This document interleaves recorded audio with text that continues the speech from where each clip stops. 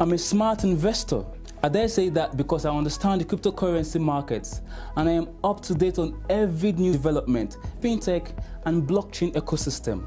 All because I watch the Inside Blockchain show on CryptoTvplus. Every Monday morning, CryptoTvplus brings you news headlines of top stories, interview with an expert, and give you detailed market analysis to enable you make the right business moves. Now you too can become a smart investor if you don't miss it. The Inside Blockchain show, only on CryptoTvplus.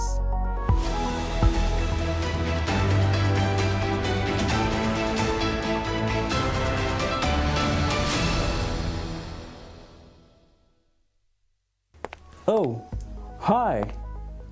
I'm a smart investor. I dare say that because I understand the cryptocurrency markets and I am up to date on every new development, fintech and blockchain ecosystem.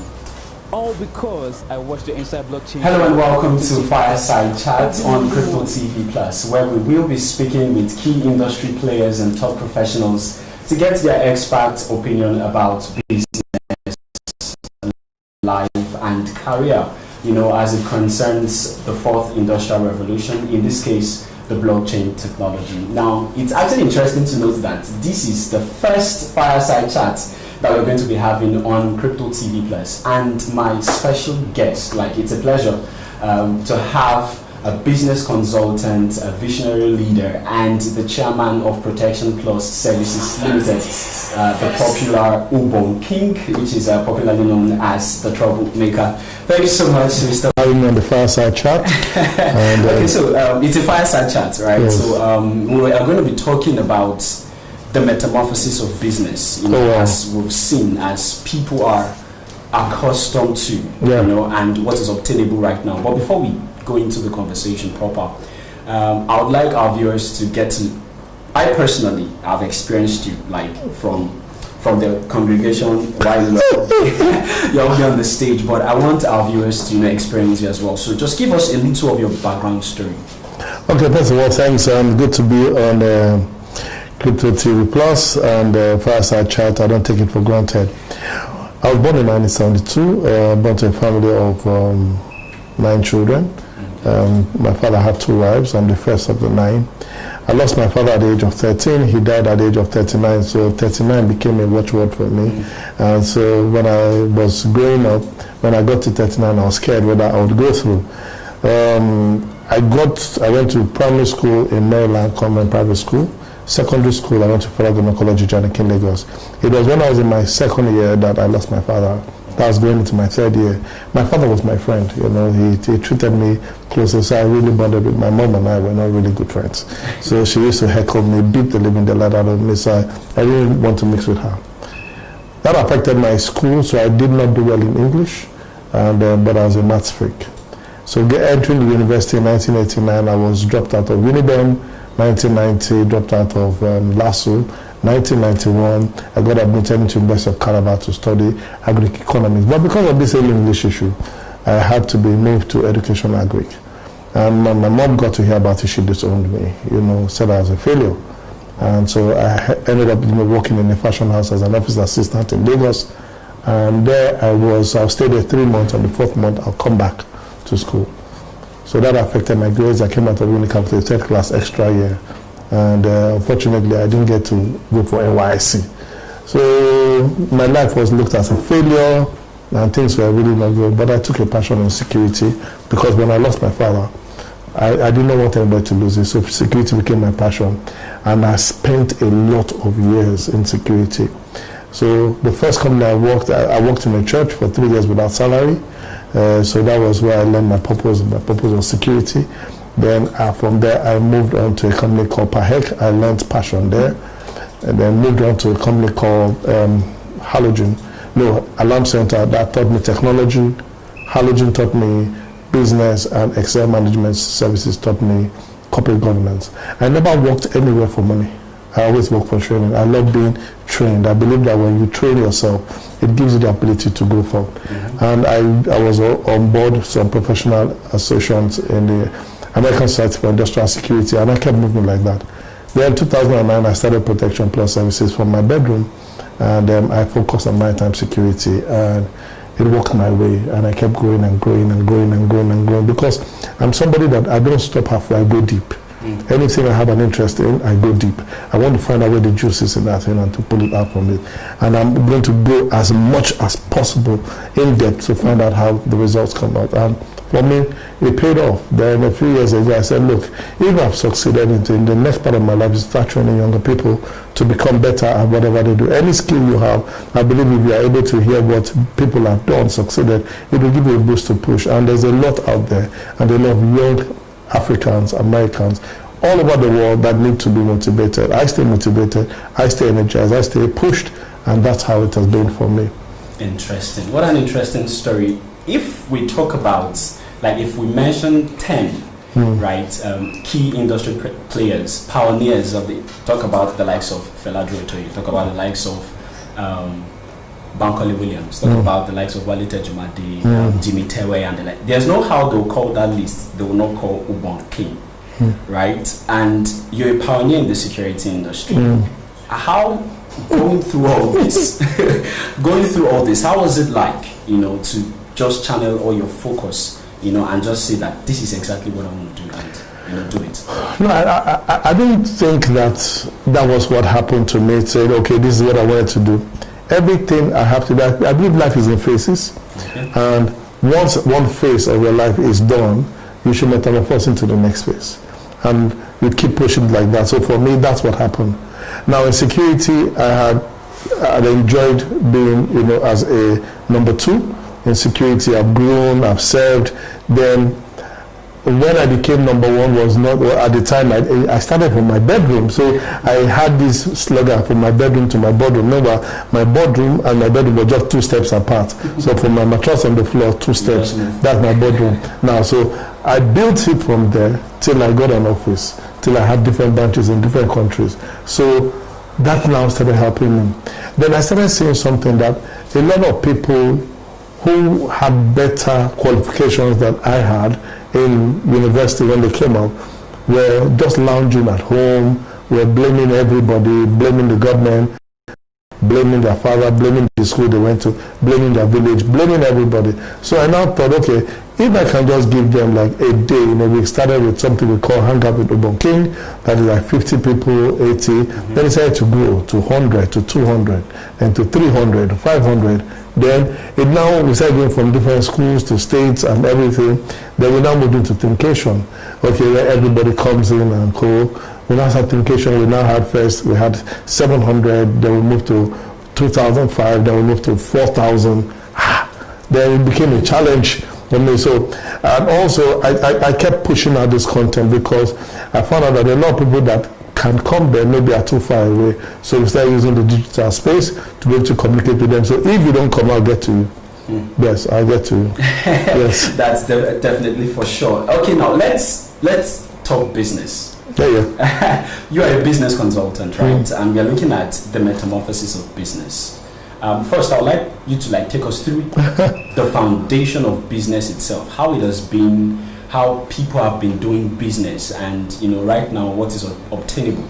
Looking at the whole revolution that's happening with the 4th industrial revolution, the blockchain technology, and every other thing that comes with it. I think for me it's very, very important that we understand that business is there's no static business. It's metamorphosis. And before I was born and what I read, when people wanted to do business, it was a trade by barter. You have something, somebody has something, then you trade it. Say, okay, give me Gary and I'll give you salt, things like that. So trade by barter was what it started. Then from there, it went into commodities. I have gold, I have cocoa, I have this. So you swap it for whatever you needed. So that moved from using the trade by barter to commodities. Then from commodities, they moved into paper money. Now paying to calories and gold, silver, copper, and all that. That was what was used to do as a medium of exchange. From there, it went into paper money. Now paper money, where you have the different currencies. Every country has a different currency. Most countries, except the ones that use the eco money, maybe like the euro or kobo. Most countries have that. Yeah. Now, they also all tag their money to the US dollar now, which now become almost like a universal currency. After a while, paying with cash started becoming difficult because you needed more cash to do. So what now happened is that they went to card, whereby you use card to make payments, and then you had the credit, you had the debit facility, and so that became the modus. Then from there it went to electronic. You don't need to hold card, you don't need to hold cash, you just need to use the system and transfer money online. It has moved again. It has moved again to crypto, where you have maybe Bitcoin or Ethereum or whatever, Bitcoin, and you can buy some are utility tokens, some are for transfer, different things. So there's been a middle, but all of them still say one thing. Okay. Business is money or whatever, it's just a medium of exchange. So the metamorphosis is guaranteed, whether you like it or not, because with the blockchain technology, it's serving a purpose, it's serving as a medium of exchange for whatever product or service or code. And for me, it became an eye-opener. I've been to different countries, I see that they have Bitcoin and all these ATM, crypto ATMs, you know, that are being used. They accept crypto payments all over in different parts of the world, although not every country has accepted it yet. But, you know, the more they don't, it gives it value.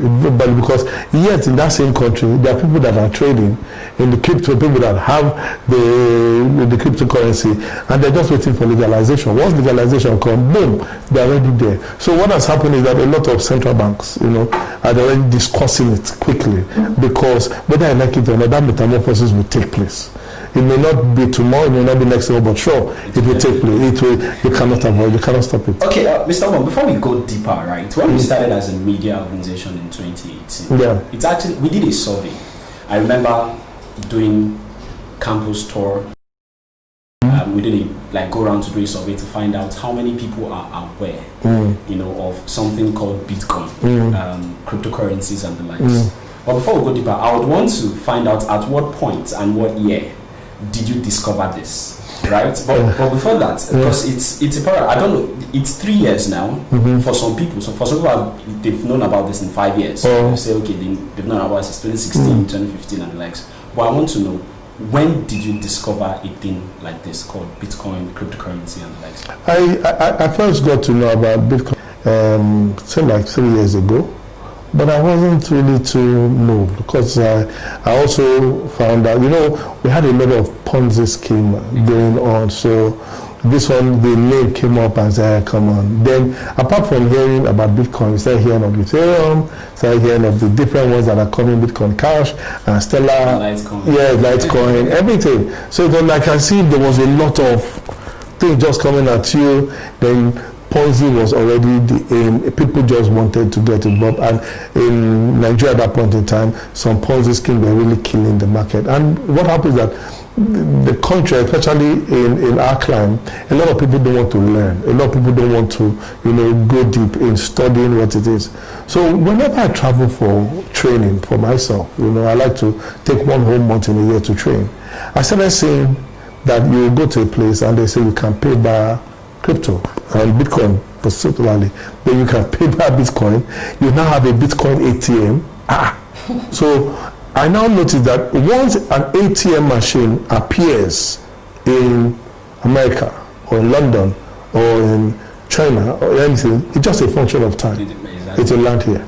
So when I started seeing that, and also I said, man, this is an alarm system. Now look, if you are not understanding or getting involved in the crypto space right now, you are the last man alive. Yes, because there's nothing wrong in understanding and really where is trade going to? How do you trade? Because right now, you find out that wherever you have the world having issues, especially, and that's one of the four that's happening, where you have a challenge in any country, anywhere, it increases the price of crypto anywhere. So if you hear crypto is going up at any point in time, there's a problem somewhere, because now people are buying crypto and getting it up, so it increases the value of it. So if you look at it now, even the value of one Bitcoin or the other cryptocurrencies are just skyrocketing. You know, our banks are just doing at 6%, 10%. Maybe crypto is doing over 1,000%. Cool. So that has come to be, and you know, the transaction cost and everything are minimal. You know, in as much as there are challenges, but you know, the world is moving and you cannot stay on one spot and see it happen. So when I started saying that, I started going deeper, I started studying it a bit, and then I started getting shocked that, you know, the first transaction that was done via Bitcoin was somebody pizza, one pizza for 10,000 Bitcoins. 10,000 Bitcoins. One Bitcoin now is over 19,000. Can you imagine what? That's over 1.9 million Bitcoin. Yes. Now, so that is the most expensive pizza in the whole world. Anybody, whoever ate that pizza, we need to find it. We need to look for the yes, he has to vomit it. He has to vomit it. Bring back, we'll start a trend. Trend. Bring back that pizza, the 10,000 Bitcoin pizza. So that for me opened my mind, and I saw that, look, guy. This has a potential. Yes, it has not only the potential, the financial market opened up. The financial market opened up, especially in the forex market, in the Bitcoin market, and in the crypto market. So this time now, we're engaging people who are trading per day, over $6.6 trillion a day. Now that you've mentioned about the financial space, the financial industry, now there is this word out there, right? That the likes of Bitcoin and every other cryptocurrencies are here to improve on the traditional financial system or structure with Naira. Not quite long, and I'm sure like a whole lot of us, especially we Nigerians, were saddened by that. But then again, with the use of Bitcoin, do you believe, right, that Bitcoin and cryptocurrencies are here to improve on the financial systems that we have and correct most of the mistakes that we're having with this industry? Well, to be very honest with you, business is war, you know, and I tell people that if you don't take over the market, you become the next market others will share. And there have been some challenges, especially in the current financial system. Maybe we want to transfer money from Nigeria to anywhere. You find out that you have to go to the bank, then you have to start transferring. The process takes time, you know. That can be a challenge. So maybe 24 hours, and then it has to go here, before it lands in the person's account. But with Bitcoin, in less than 30 minutes, there's been an exchange, and the person has received value immediately. So that transaction efficiency has come, you know, and it helps people to be able to access and, you know, use it anywhere in the world, whereby you cannot carry your Naira and go and spend there. You know, you have to trade it to the local currency at whatever rate is. But if you have the Bitcoin, it matches up with whatever rate is in the market at that point in time.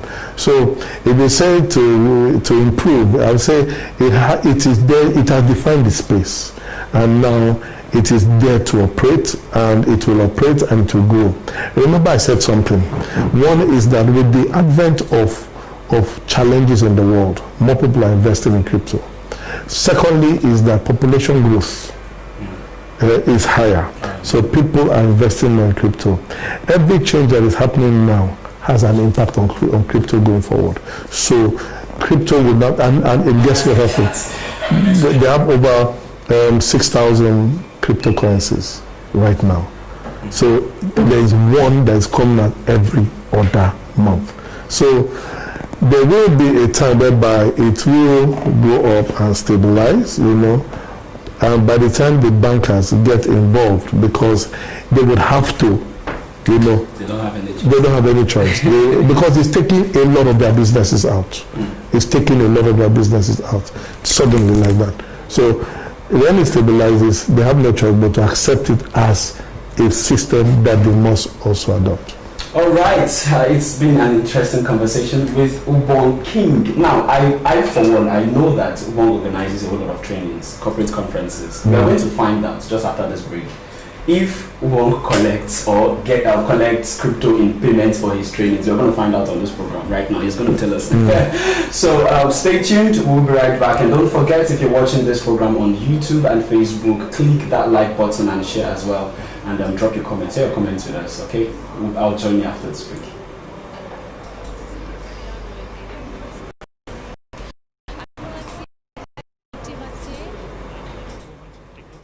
This is Anu Bardwatch from Women Investing, Women Digital, and you're watching Crypto TV Plus. Crypto TV Plus. Crypto TV Plus. Crypto TV Plus. Stay tuned.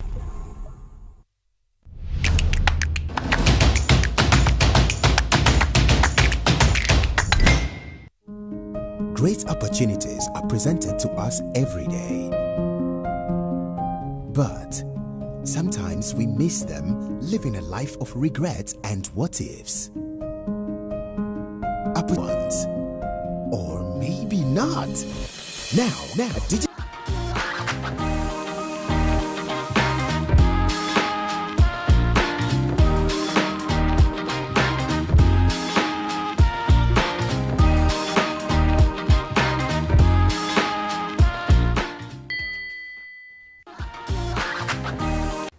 Oh, hi. I'm a smart investor. I dare say that because I understand the cryptocurrency markets and I am up to date on every new development, fintech and blockchain ecosystem. All because I watch the Inside Blockchain show on CryptoTvplus. Every Monday morning, CryptoTvplus brings you news headlines of top stories, interview with an expert, and give you detailed market analysis to enable you make the right business moves. Now you too can become a smart investor if you don't miss it. The Inside Blockchain Show, only on CryptoTvplus.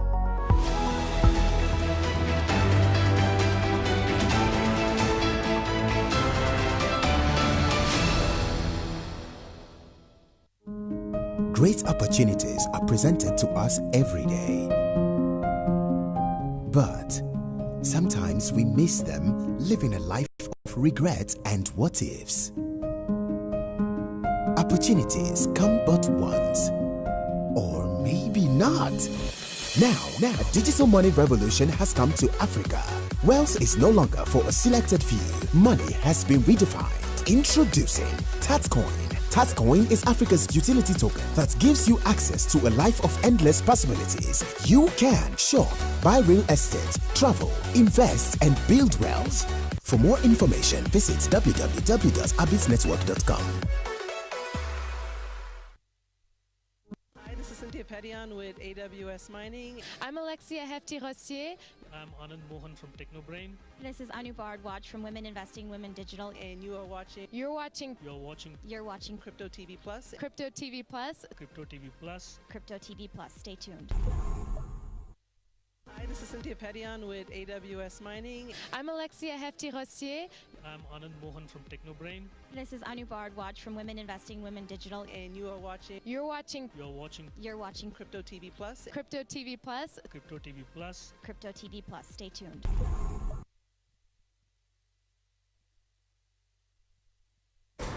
Okay, you're welcome back to Fireside Chat with Ubong King. We've been talking about the metamorphosis of business with key focus on what the likes of Bitcoin, cryptocurrencies, and the blockchain technology in general are doing, improving financial structures and systems.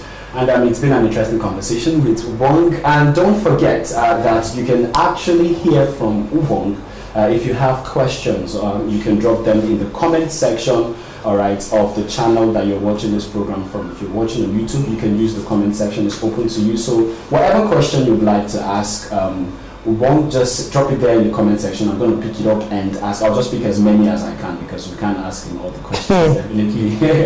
But I'll just pick the ones that I can pick and I'll make sure that I get those questions across to Ubong. And trust me, I have him here locked down for the next few minutes. So he's going to answer all your questions. All right, I'm coming back to Mr. Ubong. So that interesting question, right?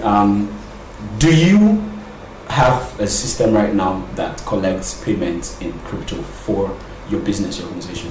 We're already building the structure to start receiving. 2021 we'll start collecting, but we've been able to make payments with crypto. So if I can pay, I can also receive. That's very, very important. Yes. All right, now we saw the growth of this currency over the years since its official launch. The previous year.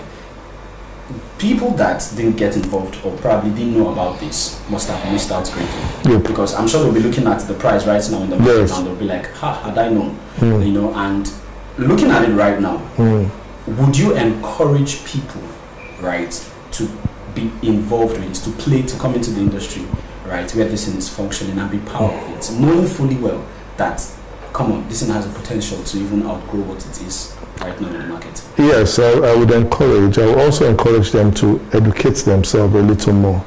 Don't just get carried away when somebody says, okay, buy now, buy now, buy now. Understand how it works, understand the risk management of it, understand the trend of it. So it is important to understand the trend, understand the risk, and also understand the opportunity before you buy. If you don't understand that, you will get irritated and frustrated when you are not seeing the kind of response. Because the people that invested earlier on, they were told, they understood the risk. And you know, when it was going, it went up, came down, went back up again. So there was an upward trend. It's actually still going to go upward trend. Predictions have also said it. And with all the challenges that are there, it is always still going to show accordingly to that. However, make sure you understand the risk management. And that's why it is good to get proper education, like from the likes of your channel, you know, CryptoTvplus. Is people like you should be where people should subscribe and listen more and understand which one is positive, which one is negative, because there are some people that can, okay, there are maybe ICOs, initial, you know, offers, yes, companies that are coming out, and you need to understand what white paper those people have. Is it something that, are the management strong? Are they good? Are they anything? Do they live up to what they say? And so if you make an investment there, because crypto is not even for the short term. You have to think long term as well. The people that are enjoying Bitcoin now invested so long ago. Yes. So you can imagine if somebody had 10,000 Bitcoin to spend then, and he uses it now. By now he won't need to work really that much anymore. He just invests his money in different things.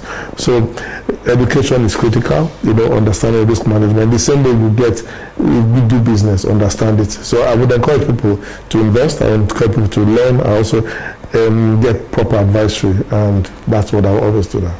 Okay, it's going to take like a whole lot of time. I don't know how much time, right, for private sectors. Okay, we have people in the private sector who have already started creating solutions, you know, around the blockchain technology and creating crypto payment services and applications. We have Nigeria, the likes of SEC, the likes of the finance ministry. We've seen these people make statements, especially the Director General of NITS, that said that Nigeria would generate over $6 to $10 billion by 2030 from the blockchain technology, engaging these cryptocurrencies and all that. So I just want to ask, how far is Nigeria right away from this? Because other countries are like, especially when it comes to technological advancement and you know, coming into the industry very quick. Do you think Nigeria is lagging behind, or how far do you see? Okay, so my response will be two ways. My response will be the country management, and two will be the country citizenry. Now, the country citizenry will give you a very different view, because there was a survey that whereby 4,000 people were polled, you know, in these countries, and they said people who have used or know about blockchain technology, Nigeria was the highest, 32% of the people. Every other country was lower than Nigeria. So it becomes to the citizenry, there is a great awareness, and a lot of people are already into it. Now, but if you say the country management, that is on the government, so there's a lot of bureaucracy that slows things from happening. Now, if you remember a few months ago, they just woke up one day and cut the spending of people to $500 a month. Then, in under a month, they cut it down to $100 a month. So that's how they think. They think in terms of, okay, how do they save themselves? How do they but you need to start opening up the economy so that other investors can come in, other opportunities can come in. Like if you see in the UAE says they don't want no taxing, it's zero tax. So they invite everybody who is anybody to come, but they put down ground rules. So it allows a lot of people, you know, come in with their technology and everything and make money there. So if you do that, you see the citizenry will create opportunity. Okay, let's go back to this guy's Paystack. You know, the Paystack boys, you know, two Shola and the other came up with a technology, simple tech app that you can transfer money to somebody. And before you know it, you have Stripe buying it over $200 million dollars. Just 2 boys. Now you have the likes of Patricia, Tatcoin, the likes of Abbott Network. You have the likes of all these young people who are seeing the potentials, and they have created the platform. And you have so many people are creating opportunities. So within the citizenry, there is a great awareness, and it is growing. But in the executive management, they seem to be a little slow. So what happens is that there's always a backfire until it becomes to a pressure point where they now say, okay, from 2 months' time, the whole system is cashless. Then now payment can be done by, yes, they just give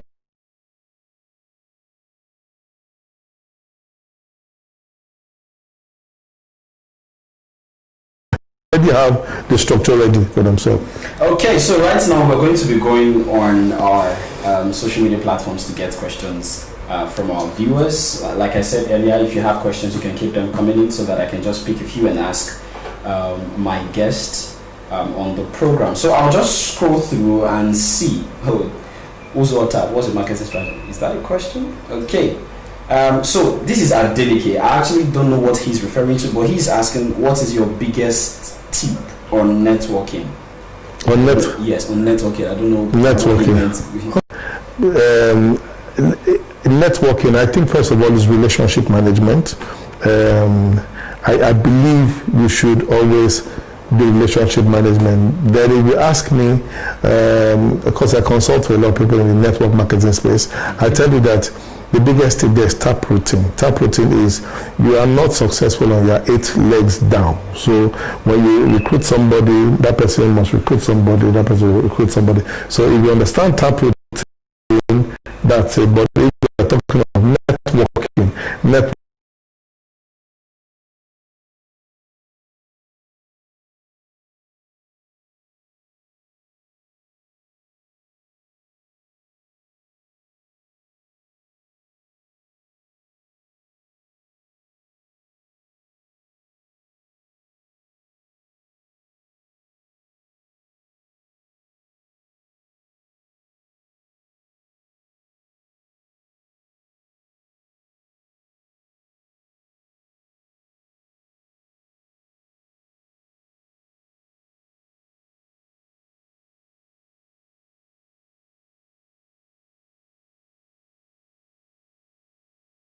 is success itself.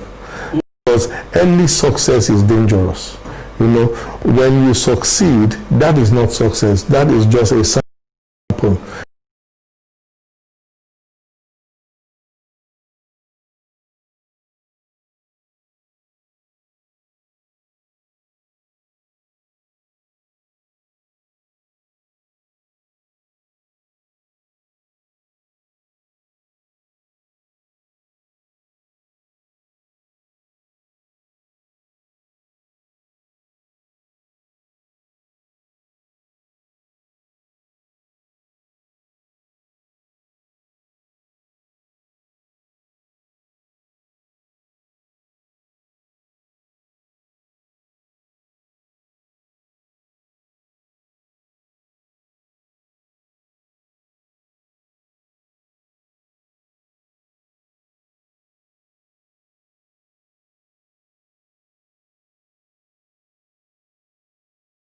Here is Ubong King, and you're going to hear from him directly. Like, the camera is going to turn towards him now, you just hear him speak. Yeah? So, what do you have? We are climaxing. We are looking forward to 2021 with the whole pandemic and everything. What you just